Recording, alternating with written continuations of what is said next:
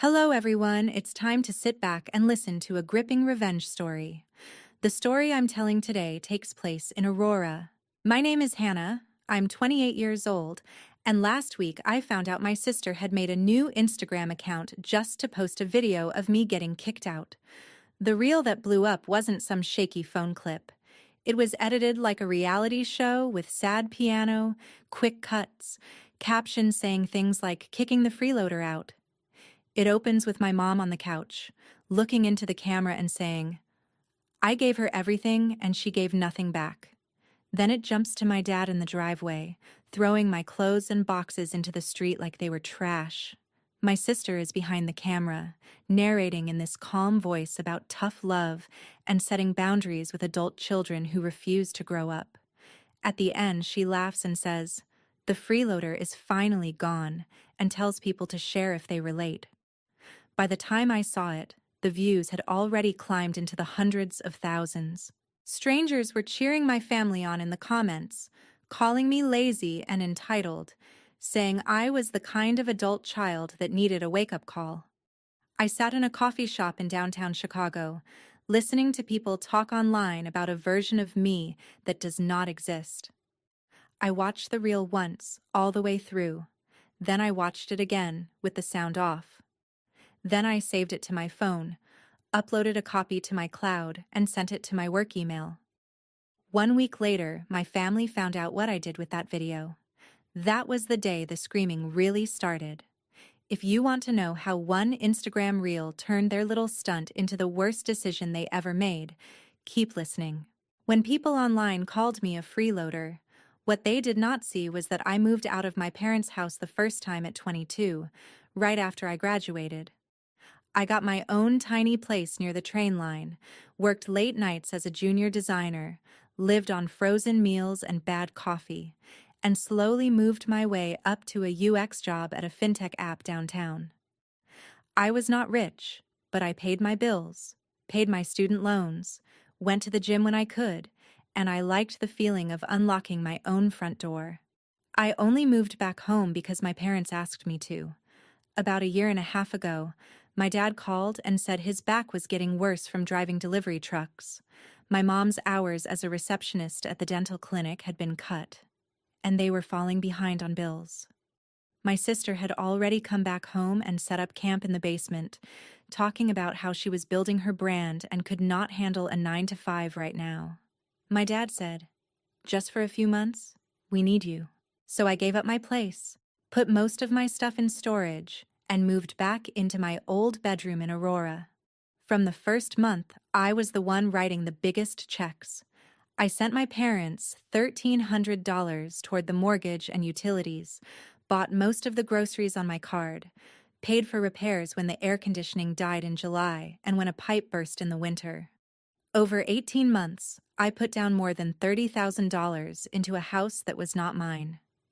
My sister handed over a couple hundred here and there, when she felt like it, and spent the rest of her time filming little day-in-my-life videos in a house I was quietly keeping afloat. The part that really twisted the knife was how my parents talked about me when they thought I was not listening. To my face, they said they were grateful, that they did not know what they would do without me. To their friends and some of our relatives, they told a different story. They said I had moved back because I could not handle adult life in the city, that I was struggling, that they were letting me stay so I could get my act together. My mom loved calling me her boomerang child, like it was a cute joke. My dad made comments about how at least one of his girls still needed him. They left out the part where I was paying more than either of them every month. 3 months before that Instagram video, I told them I had found a small studio in Chicago, close to the office, and that I would be moving out again. I promised I would help them build a real budget, showed them how much my sister could afford to pay if she took a full-time job instead of waiting on brand deals that never came. The conversation went from quiet to explosive in about 10 seconds. They called me selfish, accused me of abandoning them in their hardest season, said real family sacrifices, real daughters do not walk away when things get uncomfortable. I moved anyway. I signed the lease, carried my boxes up the stairs, and started sleeping in my own space again. A month later, while most of my friends still thought I lived in Aurora, my parents and my sister dragged out some of the boxes I had left in their garage, set up their little performance in the driveway, and filmed themselves pretending to throw me out for the internet. That is the version of me the world saw. The lazy daughter finally getting what she deserved. The version they never mentioned was the one who kept their lights on. The night I saw the reel for the first time, I didn't comment, I didn't text, and I didn't call. I sat there in my studio with my laptop open and my phone on the table and made a different choice. If my family wanted to turn my life into content, then I was going to treat it like a case, not a fight. I started by pulling up my banking app and scrolling back 18 months. Every transfer labeled rent or mortgage, every Zelle to my parents, every utility payment I had made from my account, every grocery run that cleared for $300 at a time. I exported PDFs, downloaded statements, highlighted the line items with their names on them. I dug up the emails from the bank when I paid to fix the air conditioning, the invoice from the plumber when the pipe burst, the receipt from the new water heater that went on my credit card because my dad's was maxed. Then I opened the folder with my lease for the studio in Chicago, the emails confirming my move-in date, the photos I had sent my friends of the empty apartment on the day I got the keys. All of it clearly dated weeks before the day my parents and my sister filmed their kicking me out scene in the driveway. Next, I went back to Instagram and watched my sister's stories from the last year, saving anything that showed her bragging about living at home rent-free, posting hauls, or talking about how she was focusing on growing her platform instead of working some soul-crushing office job. I screen-recorded my mom's Facebook posts, where she called me her boomerang kid and hinted that I couldn't handle city life. Every time they had rewritten me as a burden, I saved it. By Monday, I had a folder on my desktop labeled Simply Home. On Tuesday, I took a long lunch and went to a law office in the Loop that a coworker had recommended when her cousin went through a messy business dispute. I sat across from a woman in a navy blazer, slid my laptop around, and played the Instagram reel. I watched her eyebrows go up when my sister called me a freeloader, heard the little sound she made when I clicked over to the folder with all the payments. She read through the transfers, the invoices, the lease, the screenshots of my parents' and sister's posts. Then she looked at me and said, very calmly, that what they had done was not just cruel, it was potentially defamatory, and that the fact I had already moved out when they filmed the video made their story clearly false. She talked about defamation, about intentional infliction of emotional distress, about reputational damage in my field if someone from work saw that reel without context. I listened, and for the first time since moving back home, I felt like someone was actually naming what had been happening to me. Before I left, we drafted the first documents to file a lawsuit. That night, when I got home, I took one more step. I wrote a short, polite email to my dad's company's HR inbox, to the general address at my mom's clinic, and to the 2 small brands my sister had tagged in her content. I attached the reel, attached a simple timeline, and attached a couple of those bank statements. I did not rant or threaten. I just told them that if they saw that video and wondered who I was, this was the missing context. Then I closed my laptop, turned my phone face down, and waited for the week to start. The papers went out on a Thursday. I was at my desk fixing the flow on a checkout screen when my phone started lighting up. First, it was my mom, calling 3 times in a row, then my dad, then my sister.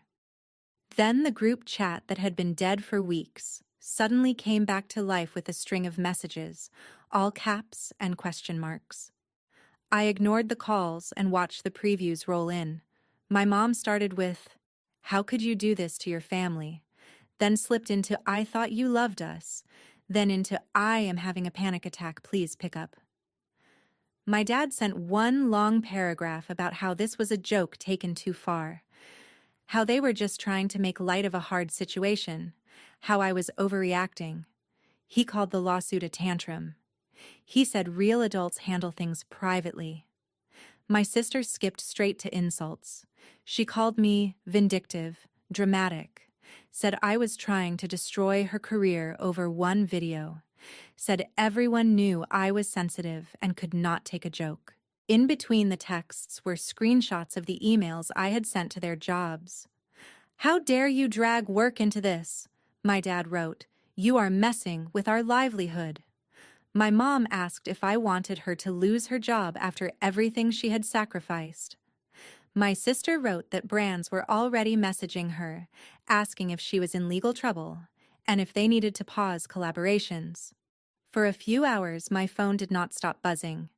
I put it face down, finished my tasks, and did not answer a single call. That night, standing at my kitchen counter with a frozen dinner and my laptop open, I watched the first visible cracks appear. My sister's Instagram story, usually a constant stream of coffee cups and outfit videos, went dark. My mom posted a vague status about being betrayed by the people you raise. My dad's Facebook went from sharing the reel to quietly unsharing it. By the weekend, my mom told me in another long text that people at her clinic had seen the video and my follow-up email. She said a couple of coworkers had pulled her aside and asked if everything at home was all right, not in the supportive way she wanted, but in the "we saw you publicly humiliate your kid" kind of way. My dad said his supervisor had called him into the office and asked him to explain why he was in a viral video throwing his daughter's belongings into the street and talking about cutting her off. My sister said a client had canceled a freelance project, saying they did not want to be associated with family drama. None of them apologized. Every message, every voicemail, circled back to the same script. "We were just trying to teach you a lesson. We did not think anyone important would see it. You are blowing this out of proportion. You are hurting us more than that video ever hurt you." Hearing it all laid out like that, the way they measured harm by how much it bounced back on them, only made me more certain I had done the right thing. I did not need them to suddenly understand. I needed them to live with the story they had written, this time with the missing pages glued back in. It took me 3 days to pick up when my mom called. By then, the initial wave of yelling had slowed down into these long, guilt-soaked voicemails. When I finally answered, she started crying before I could even say hello. She said she only agreed to record the video because she was embarrassed. Not embarrassed about what they had done to me, embarrassed about me moving out. She told her friends at church and her little social circles that I had come back home because city life was too hard, because I was lost and they were helping me get back on track. When I moved out again, those same people started asking uncomfortable questions. Why did she let me leave when they were struggling so much? Why her other daughter still did not have a real job? My mom said the video was supposed to show that they were strong parents setting boundaries, that they were not just sitting back letting their grown daughter walk all over them. It was about saving face. My dad got on the phone and added his version. He said the reel was a way to make light of a hard situation, to turn their stress into something productive, maybe even to grow a platform that could bring in extra money. He said my sister had convinced them it was a good idea, that people loved family content, that it would make other parents feel seen.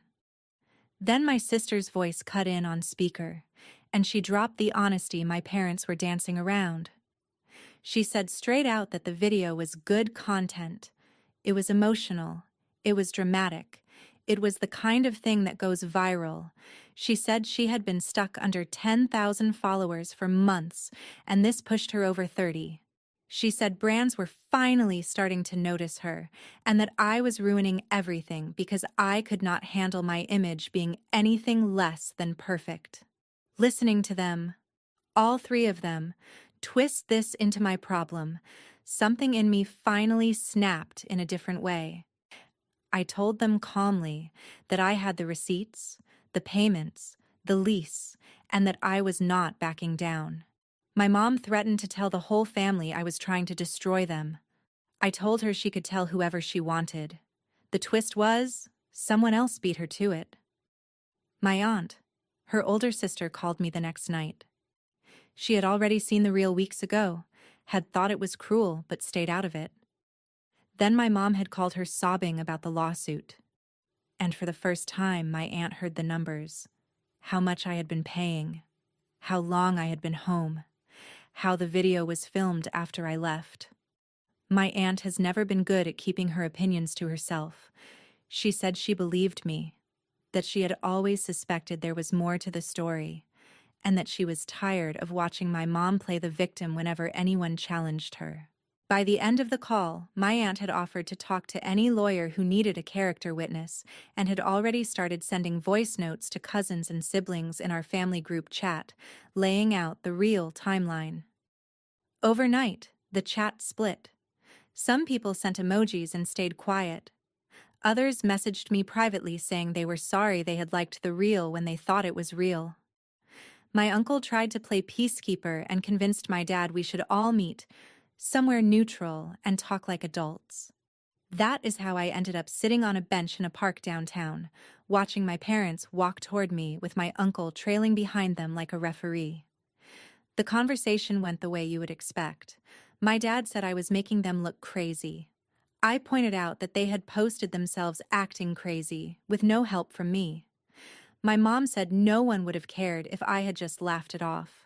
I asked her if she would laugh off being called a freeloader to 500,000 strangers. My uncle tried to say there had been mistakes on both sides, that family should forgive, that lawsuits were extreme. I told him forgiveness and accountability are not the same thing. While all of that was happening in real life, the internet was doing its own thing. My sister's account came back from a short suspension with a warning for harassment and bullying. A couple of the brands she had tagged quietly untagged themselves from the reel or removed her from their pages. And at my job, where I had been dreading sideways looks, something else happened. My manager called me into a small conference room, closed the door, and said he had seen the video, then my email with the context. He told me HR had flagged it in case it turned into workplace harassment, but that, as far as the company was concerned, I had done nothing wrong. He asked if I felt safe, if I needed time off, if I wanted them to block certain numbers from calling the front desk. For the first time in weeks, I felt like an adult in a room full of adults, not a child on trial in my own family. My parents hated that. They were used to being the ones who controlled the story. Now, between my aunt, my coworkers, and the brands my sister wanted so badly, other people were finally seeing the whole picture. A few days after that park meeting, my dad showed up at my office building on his lunch break, holding a worn folder like it was evidence in his own case. He texted and said he was downstairs, said it was urgent, so I met him outside where the delivery trucks lined the alley. He opened the folder right there on the sidewalk. Inside were past due notices on the house in Aurora, letters from the bank about being behind on the mortgage, credit card statements with balances that made my stomach flip, and a couple of old medical bills from when his back injury had been at its worst. He spread them out like a fan and said, "This is what you're doing to us." He told me they were 2 payments behind on the house, that his hours had been cut again at work, that the credit cards were maxed from groceries, gas, and, he admitted quietly, some of the equipment my sister had needed for content. He said when I lived at home and sent $1,300 every month, it had been the difference between treading water and going under. Now they were sinking. He did not mention my sister's contributions, so I asked. He shrugged and said she paid what she could, that she was still building her brand, that it would pay off eventually. Then he looked at me like I was supposed to fill the silence with an offer.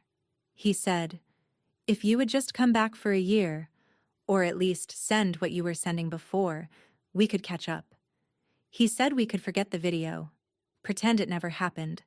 I told him I was sorry they were in trouble, but I was not moving back in, and I was not going to become their unpaid safety net again. I told him there were other options, like selling one of the cars, cutting cable, and telling my sister she needed a real full-time job instead of waiting for a sponsorship that might never show up. He snapped that I sounded just like those people online who tell poor folks to stop buying coffee, that I had no idea how hard it was to be in his position. Then he folded the papers back into their folder and walked away without saying goodbye. That same night, my sister posted another reel, this time not a glossy production, but a shaky video of a nearly empty fridge and a stack of envelopes on the kitchen table. She talked about how her wealthy designer sister was punishing her parents, how they were months behind because I had pulled my support, how some people care more about their public image than their family.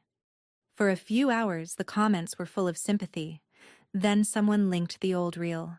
Someone else posted screenshots from her page with all the bar nights, the shopping trips, the new camera she had bragged about buying on credit. People started asking where all that money had gone, if she was really that helpless, why she had filmed herself humiliating me and was now crying on camera. By the next morning, the tone had flipped. Words like manipulative and emotional abuse showed up in her comments. She turned off replies. A week later, my mom and my sister tried one more tactic. They drove into the city without telling me, came to my building in Lakeview, and asked the front desk to call me down. The concierge rang my apartment and said there were 2 women in the lobby who said they were family and needed to see me. I told him I did not feel safe meeting them and asked him not to let them upstairs. While they were arguing with him about it, my aunt pulled into the loading zone like some kind of chaotic guardian angel. She had already heard they were coming because my mom had called her asking her to talk sense into me. Instead, my aunt walked into the lobby, stepped between them and the desk, and told them they were harassing me. She reminded my mom, out loud and in front of a stranger, that they had filmed a fake eviction for likes, and now they were mad there were consequences. The concierge asked all 3 of them to leave. My aunt texted me later, said they had driven off in tense silence. In the middle of all this, my lawyer called with an update. The judge had denied their motion to get the case thrown out. We were moving into discovery, which meant every bank statement, every text, every email about money or me would be fair game. My parents complained that lawyers were too expensive, that they were drowning in fees. I thought about how many times I had heard them say, "You made your bed, now lie in it," and wondered if they realized they were finally getting a taste of their own advice. By the time discovery really got going, my parents looked like they had aged 10 years. Their lawyer had gone through months of their messages about me, the jokes about me being an ATM, the texts where they talked about using this situation for content, and the exact thread where they planned the kick her out video weeks after I had already moved into my studio. One afternoon, my attorney called and said their side wanted to talk settlement again, and this time it sounded serious. A few days later, we sat across from each other in a bland conference room with buzzing fluorescent lights and a pot of coffee that tasted like it had been sitting there since the morning. Their lawyer did most of the talking at first, sliding a printed document across the table like a peace offering. The offer went like this. They would permanently remove anything online that showed me as a freeloader. They would post a public apology admitting the video was staged and that I had been supporting the house financially, and they would pay me $10,000 over time as part of the settlement. My dad stared at the table the whole time, hands folded like he was in church. My mom kept glancing between me and the lawyer, eyes red but dry, like she had run out of tears and was running on habit. My sister sat in the corner of the room, arms crossed, jaw clenched so hard I could see the muscles jumping. You could tell she hated the idea of putting any of this in writing. When it was my turn to speak, I told them very plainly that $10,000 did not impress me. Over the last couple of years, I had poured 3 times that into their mortgage and bills without a contract, without any security, just because they asked. No settlement check was going to make that disappear or magically make the way they treated me feel okay. What I cared about, I told them, was the part they obviously hoped would be quiet: the public apology, in their own names, where they said clearly that they had lied about me. I wanted them to write that the story in the video was false, that I was not a freeloader, that I had been paying the majority of the household expenses, and that they understood that what they did hurt me and damaged my reputation. Their lawyer shifted in his chair and tried to soften the language, suggesting phrases like misrepresented instead of lied, misunderstanding instead of false story.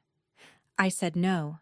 If we were going to end this without going in front of a judge, they needed to be honest for once, not just careful. There was a long silence. My mom finally said in a small voice that she did not want everyone thinking she was a bad mother. I told her she should have thought about that before she performed being a good mother for the internet while trashing me in the comments. My dad said this felt like public humiliation. I reminded him I had been publicly humiliated first by them. My sister muttered that this was going to kill her brand if anyone screenshotted it. My lawyer looked at me, and I nodded. This was the line. A month after that meeting, the rest of the dominoes fell. The bank finally moved forward on the house in Aurora. There had been too many missed payments and not enough money to catch up. My parents packed up the place they had lived in for over 20 years, the place they had been so proud to film in, and moved into a small, tired-looking apartment across town. No front porch, no yard. Thin walls where you could hear the neighbor's TV through the bedroom. My dad's hours at the delivery company never fully recovered after the attention from the video and the time he took off for meetings.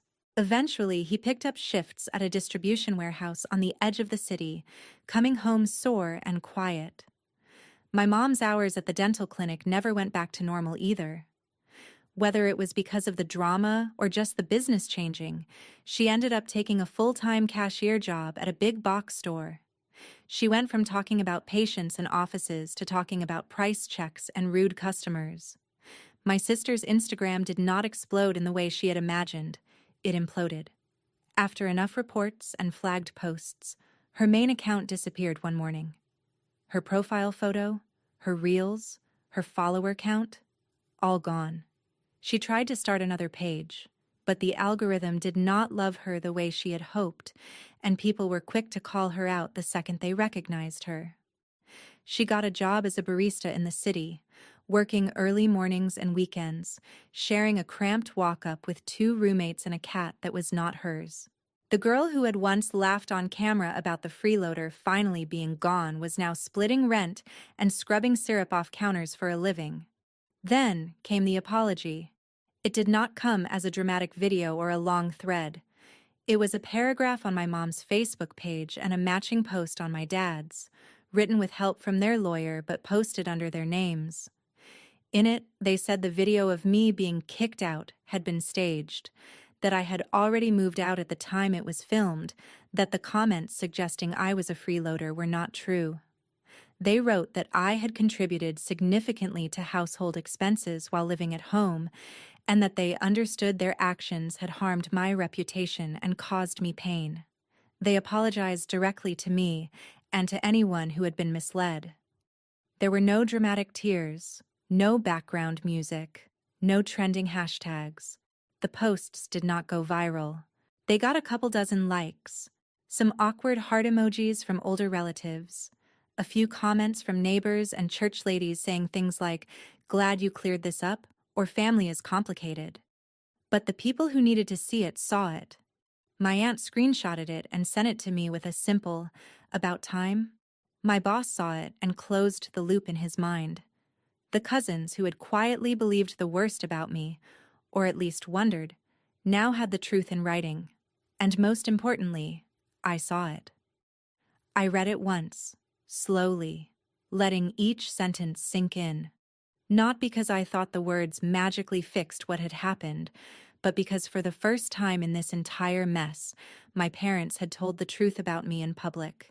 Then I screenshotted it, forwarded it to my lawyer, saved a copy in the same folder where I had kept the reel and the bank statements, and muted both of their accounts. People sometimes ask if I forgave them, if things ever went back to how they were before. The honest answer is there is no version of before to go back to. Trust is not a light switch. We see each other on holidays now, in larger group settings. There are hugs that feel more like polite rituals than real affection. We talk about traffic, weather, my job in the most surface-level way. They do not bring up the video, and I do not bring up the lawsuit. We keep everything hovering just above the real story, like we are all scared that if we look down, we will see the crater. I am not angry every single day. I am not waking up and replaying the reel in my head anymore. But there is a part of me that is different now, harder in places that used to be soft. I am careful about what I share, about who I let into my home, about how much access I give anyone, even people who share my last name. What I took from all of this was not just the satisfaction of watching their choices finally cost them something. It was a lesson I wish someone had taught me when I was younger, one that I hope anyone listening hears clearly. Family does not mean unlimited access to your life or your wallet. Love does not mean letting people weaponize your worst moments for strangers and then calling it a joke. Boundaries are not betrayal. Social media eats drama for breakfast and forgets it by dinner, but you are the one who has to live with the way you allowed yourself to be treated. Holding my parents and my sister accountable did not fix them, but it did something important for me. It reminded me that my story belongs to me, not to an algorithm and not to relatives who think views are worth more than respect. If you have ever watched someone you love turn you into content, if you have ever been told to take a joke while your dignity gets traded for likes, you are allowed to draw a line so firm it shocks them. You are allowed to choose truth over image, peace over a version of family that only exists on camera. And sometimes, choosing fairness, choosing yourself, is the first real act of love you have ever shown the person in the mirror. Our team at Revenge Mangan is dedicated to creating meaningful, well-crafted stories, and we promise that everything you see here is purely fictional. These scenarios are designed only to share lessons and provide educational, beneficial messages for our viewers. This script highlights the importance of healthy boundaries, self-respect, and honest communication within a family. It shows how harmful it can be to chase attention on social media at the cost of trust, and encourages viewers to think carefully before judging others. Through this family drama, the story offers valuable education and useful knowledge about responsibility, empathy, and protecting your own dignity.